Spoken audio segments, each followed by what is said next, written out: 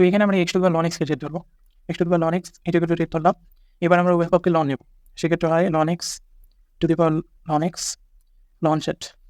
এখন লনের প্রপার্টি কাটাইলে লন এক্সটা সামনে চলে আসে, পরে ln x into ln x মানে ln x whole square is equal to ln z.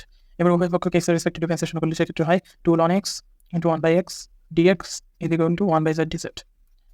এখন dz এর মানটা যদি আমরা বের করি সেক্ষেত্রে হয় dz is equal to 2 ln x by x into z dx।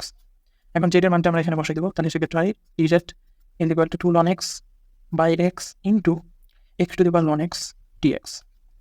এখন সরাসরি আমরা দেখছি এই মানটা এখানে আছে, বাট একটা কনস্ট্যান্ট 2 এক্সট্রা আছে, এই এক্সট্রা 2টা আনার জন্য এখানে আমরা হাফ দ্বারা গুণ করবো, সেক্ষেত্রে থাকে 2x to the power ln x into ln x by x dx। এখন এটা আমরা সরাসরি দেখতেছি এটা হলো dz, তাহলে এখানে আমরা dz বসিয়ে দেবো। এখন 1কে যদি আমরা ইন্টিগ্রেট করি সেক্ষেত্রে হয় হাফ z প্লাস c। এখন z এর মানটা আমরা সরাসরি বসাই দিলে হয় x to the power ln x plus